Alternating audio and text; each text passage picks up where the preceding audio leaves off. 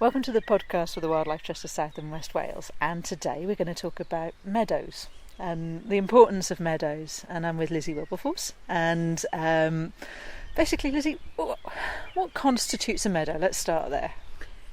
That's a simple question, isn't it? It is, isn't it? It is. I think meadow is a description that conjures an image for everybody. Mm-hmm. So I think if you ask somebody to describe a meadow, they'd describe a flower-rich field, probably one that's cut for hay. Yeah. I think that's probably most people's idea of a meadow, and it's got sort of strong associations with the old-fashioned, less intensive way of managing the countryside.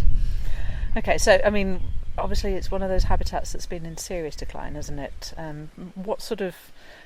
Do we know how many meadows are left in the country? How many meadows are left in Wales? What the kind of decline is? Well, the figures you'll hear is that we've got less than 10% of the meadows that we once had. Obviously, open countryside, the management of it has changed over the years. It's become more intensive, and it's also become more specialised. So there's more of a division with whole farms, specialising in dairy, less of the old-fashioned mixed farming that there would have been in the past. That's led to this loss and the much more species poor condition of most grassland and pastoral habitats. I mean, one of the things is that people fertilise the grass, don't they? People want just grass rather than the sort of the more herby type plants growing in the grass that they're providing for their animals, I suppose. Yes, that's right. Especially pastoral landscapes where you're grazing animals, touch of the green. Yes. You'll hear and our sort of livestock owners say reseeded. So it's not just the fertilisation; it's the ploughing and the reseeding with these agriculturally productive species like ryegrass. Right. So there's much less traditional hay meadow management and much more cutting for silage. Okay. Much more widespread use of silage as well has all contributed to that loss. So I mean, those kind of agricultural grasses, they're a little more bullish. They take over, do they, from the other plants? They outcompete them, or is it more complicated? Yes. I mean, the more nutrients there are in a system, the more enriched a system is, the more the very competitive, dominant, fast-growing grasses will outcompete other species, and especially flowering plants. But in a system where you've got regular ploughing and reseeding, specifically with ryegrass and clover, then obviously you're going to exclude everything, and the more fertile the soil is, the more you contribute to that in the wider environment as well. Yeah. So when we're looking at a flower meadow, what sort of habitat, what sort of wildlife can we expect to see supported by a rich, flower-rich meadow? Depends on the local environment. In a grassland system, what you'll see does depend on the natural physical conditions of the area. So abiotic factors like the soil type, the drainage, the level of water input, all of those contribute to the ecology of the place and the plant communities that will then develop. But on top of that, you've got the human influences of management. So the range of plant species that you will get will depend on both of those things. But the sort of structural diversity that comes with a hay meadow that's not cut until late summer will bring the added benefits of a really good invertebrate community and cover for reptiles and amphibians and all the things that you would things like grasshoppers. You hear people say a lot that they remember. Yola Williams was talking about this recently, fields full of the sound of grasshoppers. Yes. That you don't get in a field. Silage cutting starts so early in the summer, middle of May this year you've got fields that have been cut already for silage, and they just don't have the structural diversity to accommodate that.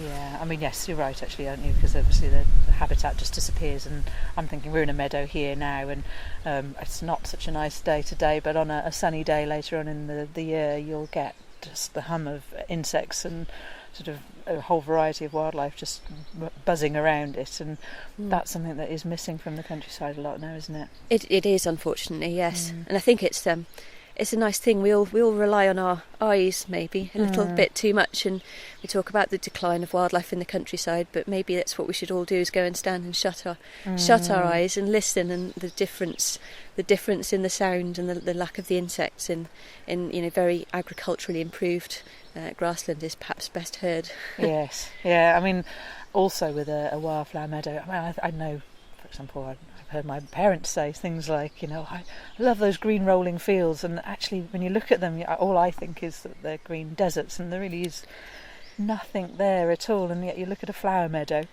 And I mean, you have so much life there that actually it's so much nicer than, okay, it's a little messier perhaps, but it's so much nicer than just these kind of very pristine green fields.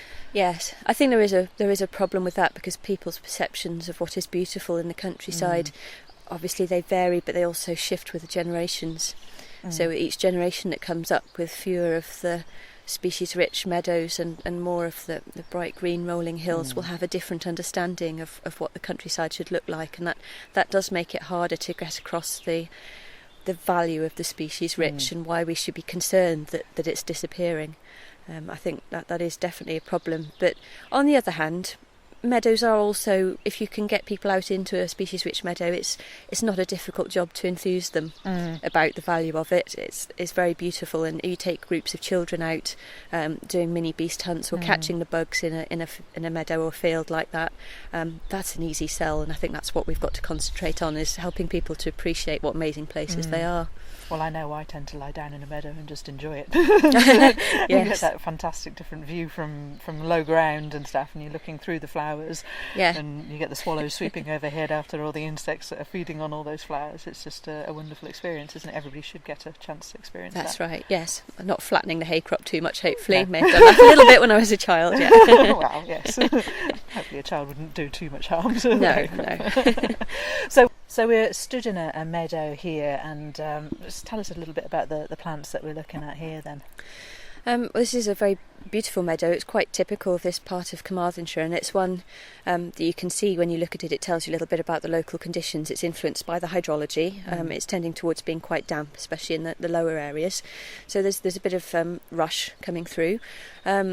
Quite early summer at the moment, so there's lots of buttercups. It seems to have been a very good year for buttercups this year. A lot of people are saying that. There's a lot of them in flower. Yeah, really, really lovely. And we've got a few other species that like the sort of slightly damper conditions, like ragged robin, very beautiful, delicate pink, a little bit like pink or red campion, but it's much really more delicate. Flower, isn't it? It's really, really beautiful. Yes, I think that's one of my favourites. Yeah. And then further up the slope, where you've got slightly less water, there's some orchids coming through. A bit of yellow rattle, which is a typical species of hay meadow management. That's a really nice one to have. It's used a lot in meadow restoration because it's a hemiparasite. It's parasitic on the competitive grasses, so it helps create little open patches and helps increase the flower, the diversity of flowers in the meadow rather than just being dominated by grasses.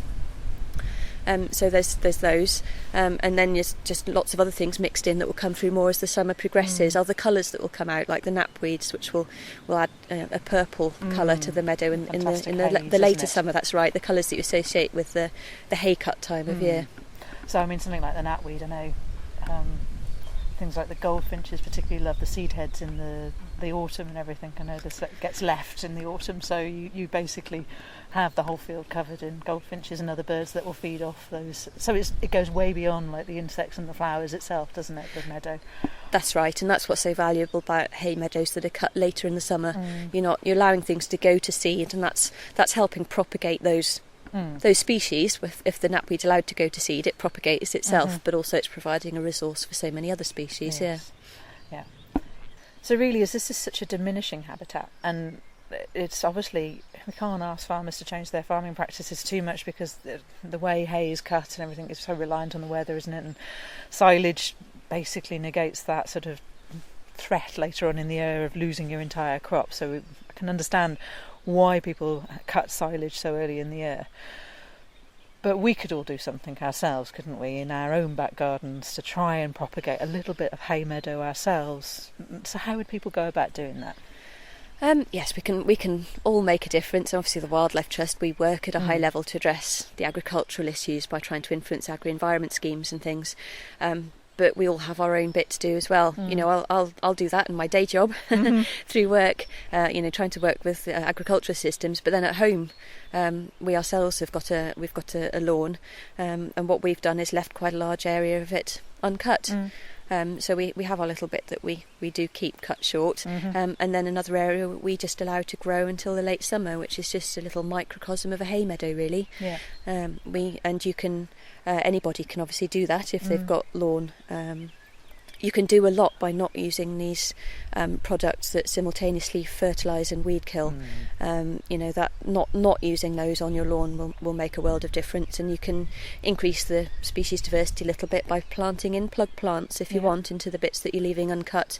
Or we've already talked about yellow rattle. You can get yellow rattle seed quite easily, and sowing that in. It's very fertile, isn't it? It will take very easily. It does take extremely easily, and it seeds well as well. So we've had a lot of success with that, and that's done on we've done it on a tiny scale in our own garden, and it's done on a large scale in meadow restoration as well as a tool. So it works just as well in your own tiny little patch, and there's value in doing it, even if you can only spare a square metre. You can see the impact on the invertebrates in your own garden. So even if it doesn't look that species rich, don't underestimate the value of leaving that bit of long grass, or just the margin to the lawn. Leave it long. Everybody can do something. I mean, even stuff like the buttercups, and not everybody likes creeping buttercup, but it does have, you see the buttercups covered in small solitary bees through to hoverflies and various other kind of insects, and they obviously feed things higher up the chain as well, don't they? So just leaving that little patch is just very valuable.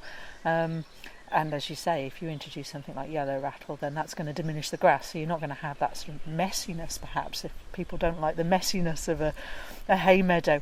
If you start introducing stuff that is going to outcompete that grass, then it doesn't get messy, does it? It does look just beautiful. It does look very beautiful, yes, and I do appreciate, especially in gardens, people can be concerned about things looking tidy, but there's a place for everything, and if you do, you can cut areas, and if you cut a nice wavy edge to your meadow area, it doesn't look like it's neglected. It looks like you've left it deliberately, so it sort of fulfills the purpose of being, really useful ecologically, but also being a feature. Yeah. And also where you cut in your grass, take your blade up a bit, isn't it? If you take your blade up on your grass cut, just a couple of notches, then that can make a difference to the lower growing plants that would grow in the grass anyway, that are also beautiful, but it means you still have a lawn area.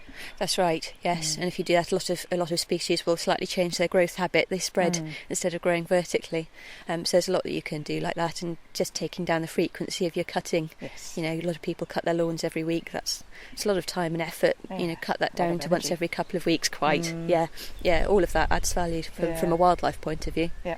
And I think from a personal pleasure point of view, isn't there something lovely about looking across a lawn and seeing forget-me-nots and speedwells coming through and creeping jenny, things like that. You see some lovely plants coming into the garden, and you can still walk on them. They don't seem to object too much to you walking on them, and they'll thrive as well. So definitely. Now, you mentioned, not everybody likes buttercups, but I think they're just a beautiful species. Yes. People take them for granted, and I think because they've done so well this year, I think I've heard a few people talking more favourably about them, because when you see a meadow that's just yellow with buttercups, it's a really, really beautiful thing. I think some of our wildflowers, the more common ones, they're just taken for granted, but if you take a moment to stop and look at them, they're absolutely stunning. Yeah, that vivid yellow as well. It just feels like the sunshine is just pouring out the field, doesn't it? Back That's up right. into the sky. It cheers you up. You can't help but smile at it.